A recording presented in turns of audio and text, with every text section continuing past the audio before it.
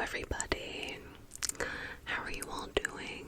And congratulations on making it through this week.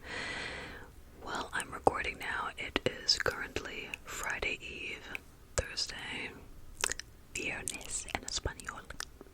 And I'm so happy to see you all again today. So, tonight I want to share something that happened this week that prompted me to get inspired for today's theme, today's ASMR video. One day I was just going through my daily tasks at work and my brain was just so fried. I'm sure many of us can relate. And as soon as I got home and took a little bit of a breather, I did the first thing that popped into my head to relax my brain. Can you guess what that might be? I didn't listen to music right away. I didn't take a nap right away. No. Instead, I solved quadratic equations to relax my brain. Yes, you heard that right. I was solving quadratic equations to relax my brain after work. Nerdy, I know, and I'm proud of it. So, anyway, for tonight, I am going to share a couple of math concepts with you. If you're able to keep up with me, that is great. If you fall asleep during this, that is also great, because that is awesome, and you deserve to have a good night's sleep, and I'm beyond honored to help you get that sleep goal. Get that REM sleep. Channel your brain up. So, we're going to talk a little bit about linear equations. We're going to talk about quadratic equations. We might solve a couple of equations together, and we'll also provide a couple of visuals to make it hopefully a little bit more fun. Just a nice little refresher and review for all of us, including myself. We'll see how much I remember. So, the first thing we're going to do, we're going to talk about the components of a linear equation, okay? So, I got my trusty notebook, and we're going to do a little bit of writing together. So, first, we're going to talk about the linear equation. And with this one, this is going to include the independent variable and the dependent variable. The independent variable is usually something that's listed on a survey question. It's usually the first variable we already know. So, for example, if we have a study that talks about the number of hours of sleep we get and the approximate grade we may be getting, then the number of hours of sleep we're getting is known as the independent variable, because our grade, how well we do in school, semi-depends on how many hours of sleep we get, or at least the quality of our sleep, if that makes sense. So that can be one example of a relationship between an independent variable and a dependent variable. We wouldn't naturally say that the quality of our sleep depends on the typical grade we get in school, right? Instead, we may say the typical grade in school at least depends a little bit on how much sleep we get and the quality of our sleep. Another example of an independent variable and a dependent variable may be, this is more like a hypothetical one. I hear a plane going by. Anyway, but another example of an independent variable and a dependent variable may be the number of pets you own and your level of stress, for example. Now, for that one, I would probably say that may be more of a quadratic equation instead of a linear equation, if you know what I mean. Because, for example, and the reason I say that is, say a person has 2 cats. Their their stress level may go down compared to a person who doesn't have any pets.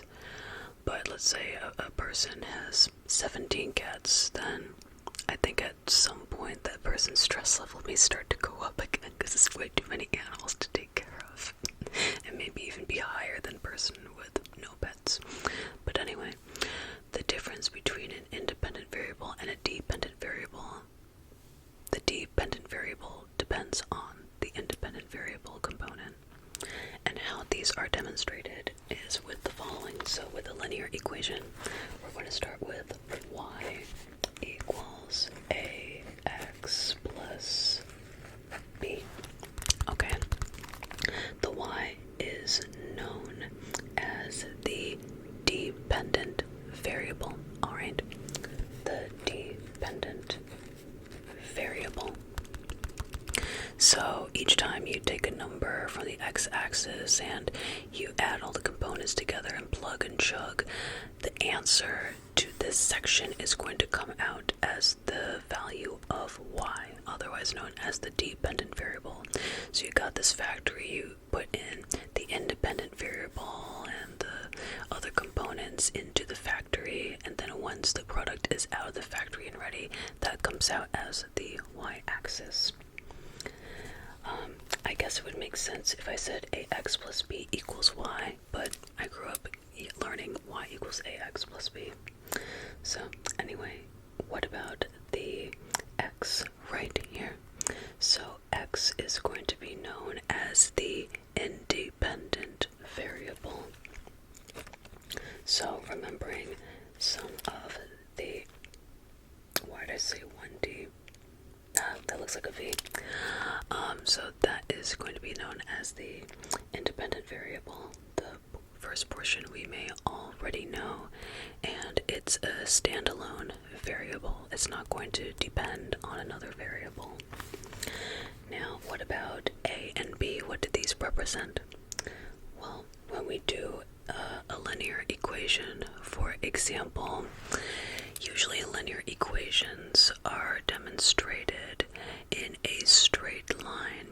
The straight line may go up like this, showing a direct relationship, or it may go down, showing an indirect relationship. So pretend this is the pointer right here, so going down, that's the indirect relationship. As a matter of fact, let me sketch a graph for you right quick. So, if we do this here, so going further into here, how this is demonstrated on a graph is that we've got our independent variable on the horizontal line. It's running left to right, and I'll label this x so we can remember. And then with the independent variable, the positive numbers are going to be on the right side, while the negative numbers are going to be on the left side. So kind of like, you can kind of think about it like a tape measure and a reverse tape measure crossing a boundary. So with x, with the positive numbers, we're going to go 1, 2, 3, 4, 5, 6, 7, stop at 8, and then we'll go negative. So negative 1, negative 2, negative 3, negative 4, negative 5, negative 6, negative 7, negative 8, just as so. And this point right here where the independent variable line and the dependent variable line crossover, that's going to be known as 0 on both axes and both variables. Now, what about the dependent variable? The dependent variable is going to be known as the y-axis. This is known as the vertical line. It's running up and down. And when you go above the crossing point, this is going to show positive numbers. When you go below the crossing point, this is going to show negative numbers. So with the y-axis, we're going to go 1, 2, 3, 4, 5, 6, 7, 8, and then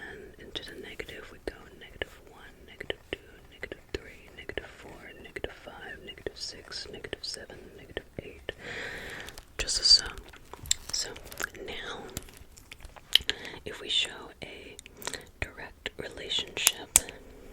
Let's pretend this part of the pen is an arrow. So with a linear equation, it's going to be demonstrated in a straight line, and depending on how steep or how shallow the slope is, this is where the value of A comes in. Okay, so the bigger the value of A is, also known as the slope, the steeper the linear line is going to be.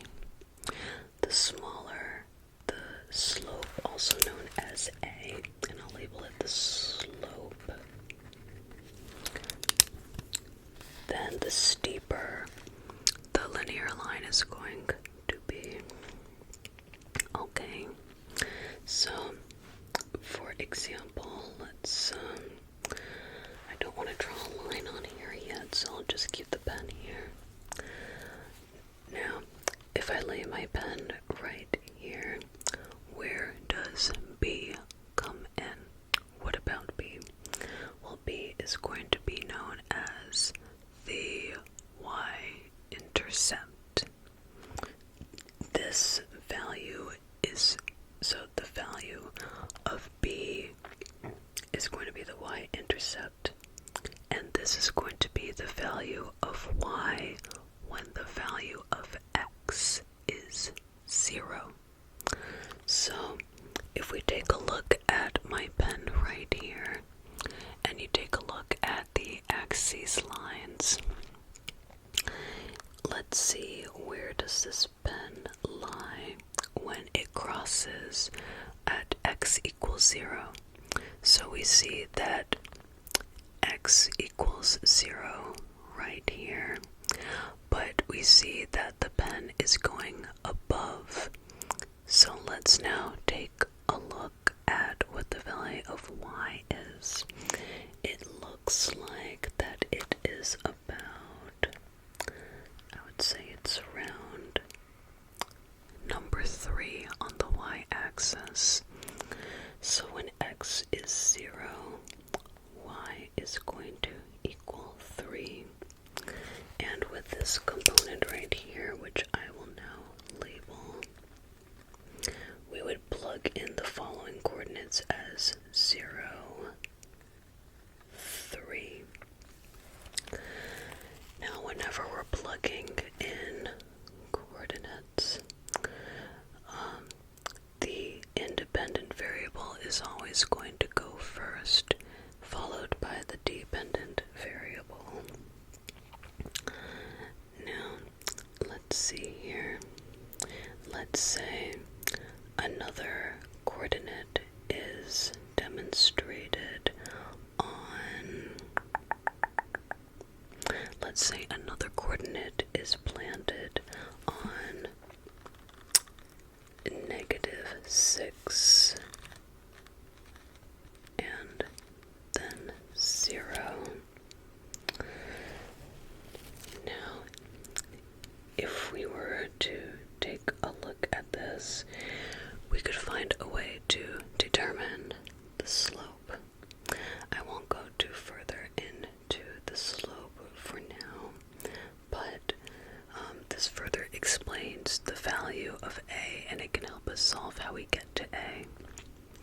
But for now, these are just the different components of a linear equation. So we got y as the dependent variable, we got A as the slope, we've got x as the independent variable, and then we got B as the y-intercept, because when x is 0, the line is going to cross the y-axis. That's why it's called the y-intercept. Now what about a quadratic equation? So, with a quadratic equation, it includes a linear equation plus one more thing. So, you've got the, okay, I can do this. So the y, that's the dependent variable.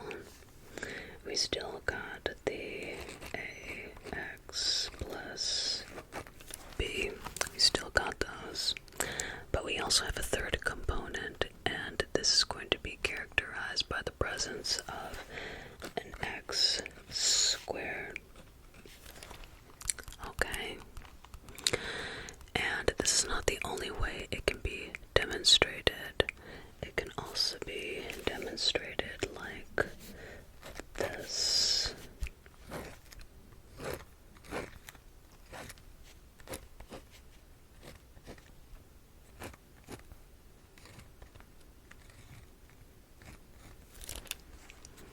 So like that.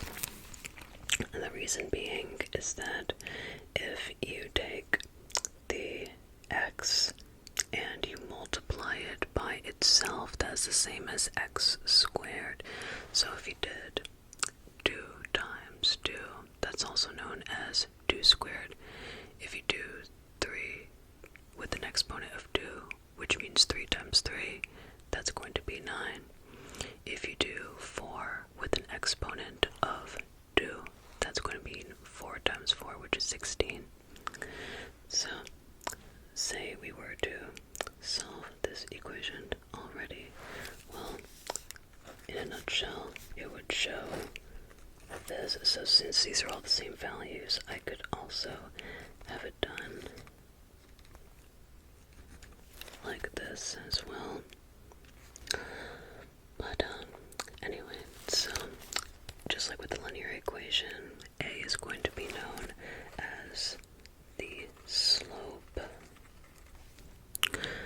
X is still going to be the independent variable. B is the y-intercept.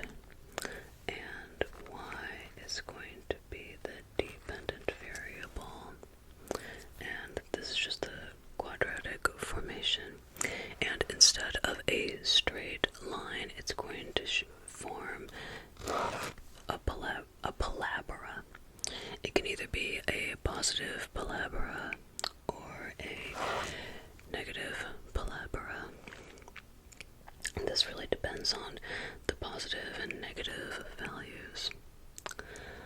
Okay, so we got a few more of those components down. Now, let's go ahead and take a look at a couple of visuals just to further demonstrate. So, let's see here. I'm first going to move my mic to the left so we can get some more space. I'm going to take this little demonstration tool, move it over here. I'm going to tilt my camera down so we can see. So down we go.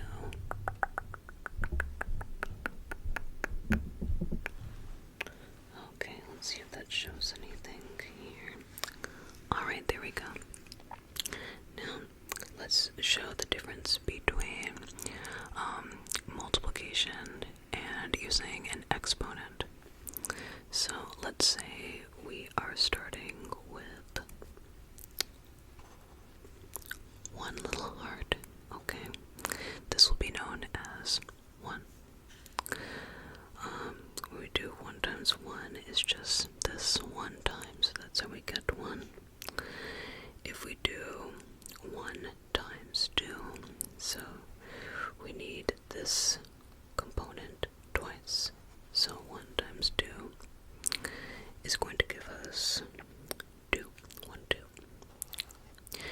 If we were to do 2 times 2, we're basically saying, I want this group of 2 times.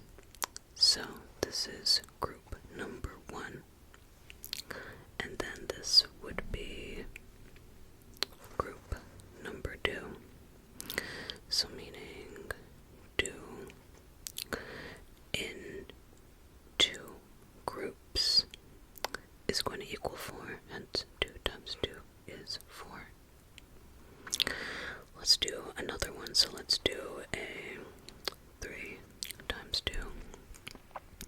So we start off with we say 3 times 2, we're saying I want this group of 3, but I want it 2 times. So we've got group number 1 of 3, and then we just simply add another group of 3. So 1, 2, 3. So now we got 2 groups of 3, known as 6. 3 times 2 is 6. Now, how do we apply this to exponents? So let's start with our first 2 arts again. Let's say, so let's start with exponent 1. So let's say we have, and actually I'll write this down, so let me just flip a page so we can demonstrate. But we'll start off with 2 with an exponent of 1. So 2 with an exponent of 1. And I'll show it right here. Okay, probably upside down, but there we go. So 2 with an exponent of 1, we're just saying, okay, I just want this group 1 time.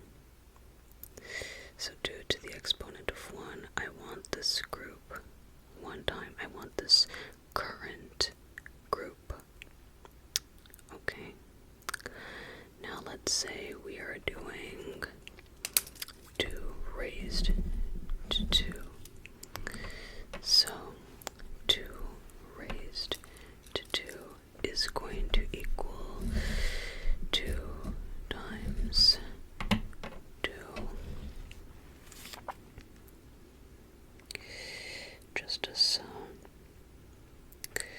So with the 2 raised to the 2, got 2 times 2, which is going to equal 4. And I'm just saying I want this group, and I want it to be cloned. I want this current group to be cloned. So now we've got 4. Very similar to our first component. However, if we do 2 raised to a power of 3, we are now saying 2 times 2 times 2. So there we are. So what we're saying is, first we're saying, okay, I want this current group cloned. Okay, so here we are, got this group cloned, and then we say, hold on, I want this group cloned 1 more time. So then we have this current group that is cloned. So we end up having 8, because 2 times 2 is 4. And then when we add that additional 2, we're now saying like 4 times 2, which is 8. So we're taking the last answer of the 2 times 2 and then multiplying 2 with that. So it's all quite fascinating, really. Alright, so I'll go ahead and raise this back up so we can see each other. Hello, hello, hello, remember me. Alright, so now with our current knowledge, we're going to go ahead and take a look at a couple of equations that we can solve together. So let me flip it through and see which ones we can start off with. Alright, so I see some linear equations already. So let's start with a couple of these. And I'm going to move my mic back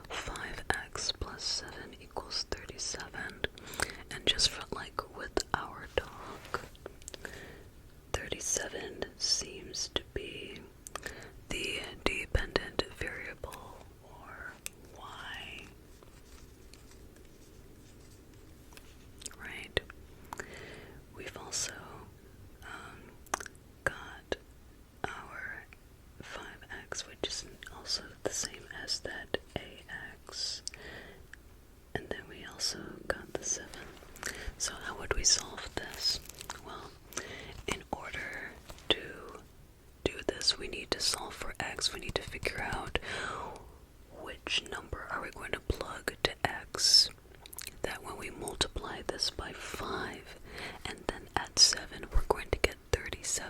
Which mystery number is that? So first, the first thing I'm going to do is take away the 7. So, minus 7, minus 7.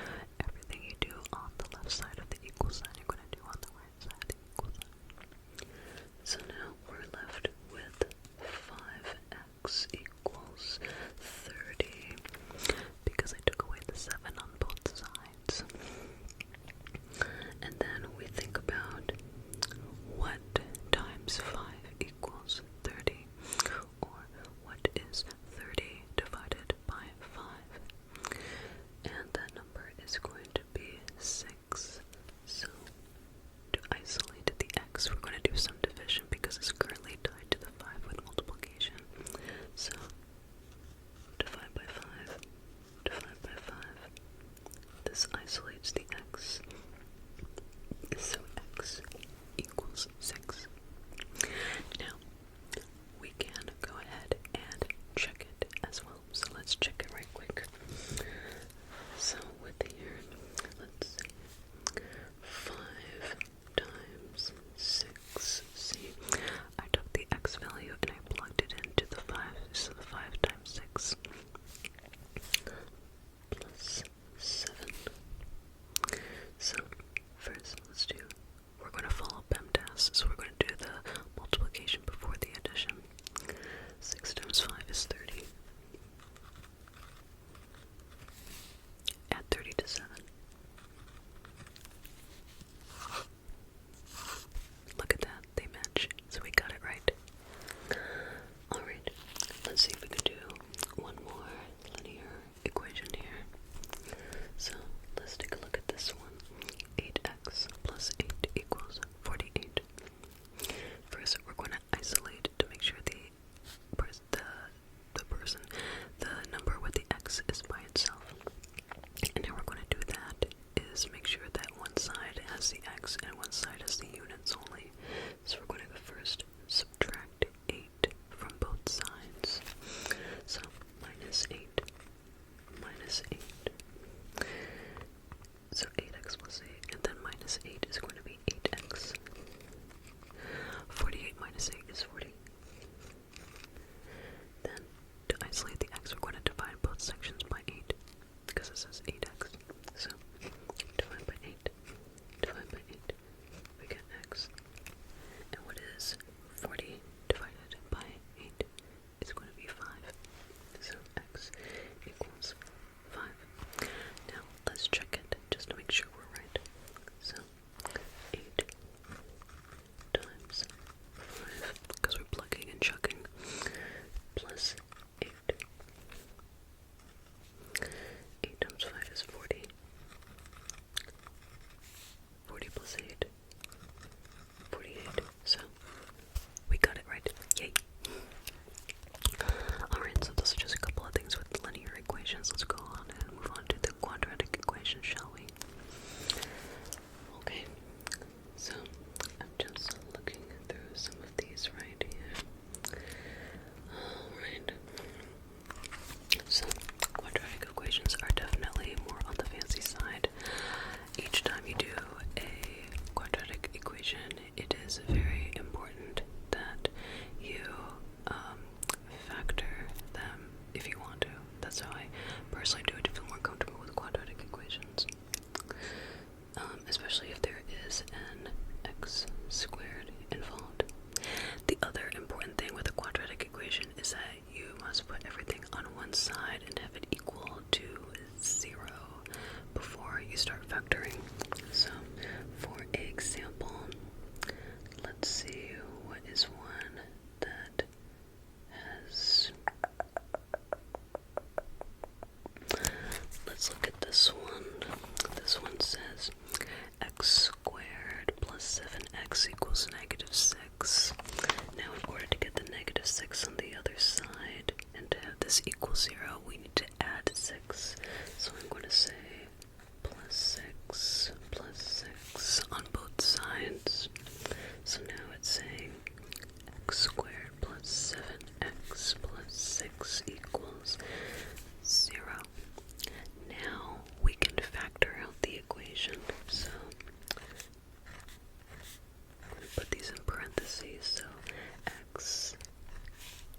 x. Now let's take a closer look here. First, let's take a look at the 6. It looks like it is a positive number when we set everything on one side and equal it to 0. And when we take a look at the 7x, that one is also a positive number. So with that end in mind, I'm going to put a plus sign next to each of the x's, if you can see here. Now, the next thing I think about, we have a 7x and we have a 6. Now, with the 6, we need to think of two numbers when they are multiplied together will equal 6, but when they are added together, they will equal 7 for the 7x, okay? So, when I think of a positive 6, I have two things in mind. I think of 1 times 6, and I also think of 2 times 3, okay?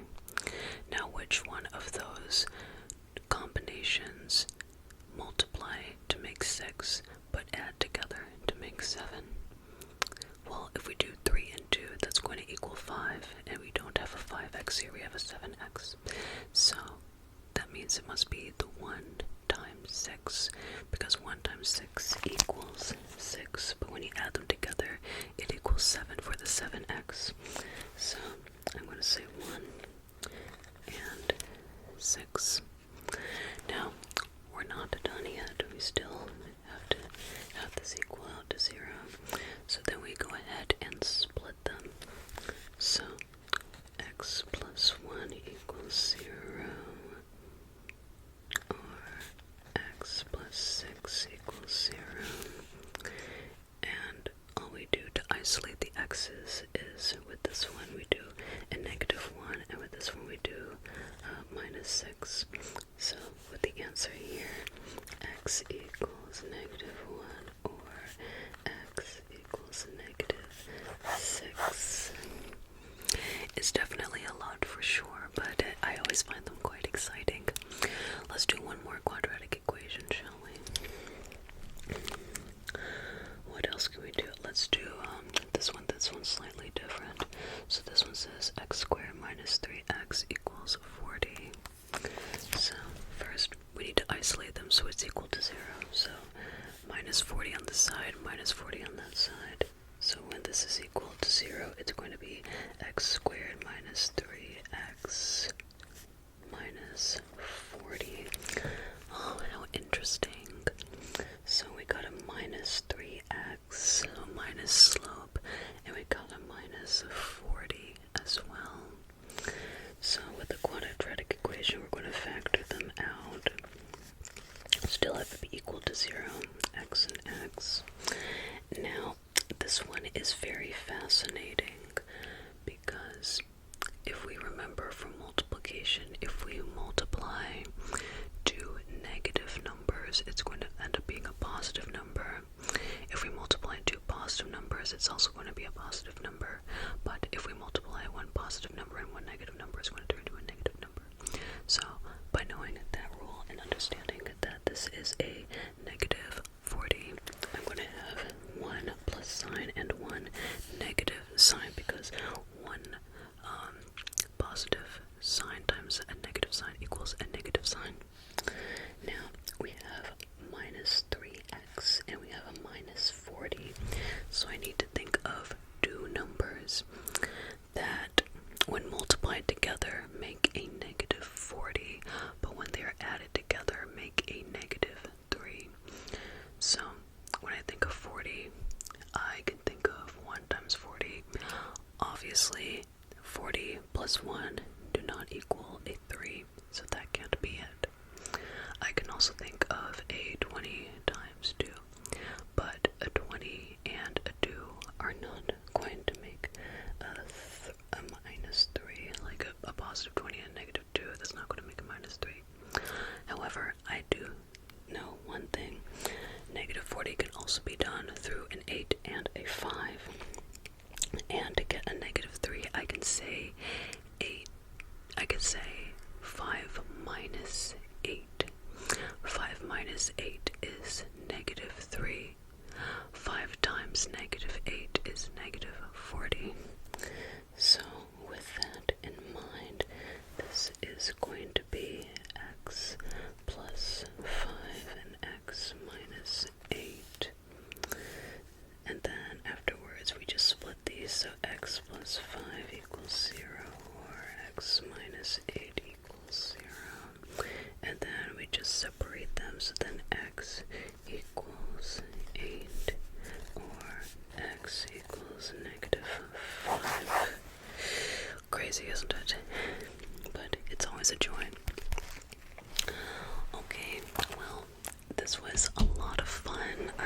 appreciate you sticking on by and plugging and chugging in some mathematical equations with me. Feel free to plug anything into the comments if you have any different kinds of memories of math. I know it's not everyone's favorite subject, but if you're still awake, I enjoyed spending some time with you in these math equations. If you've fallen asleep, I hope you enjoy the rest of your sleep. But for now, I shall see you all next time.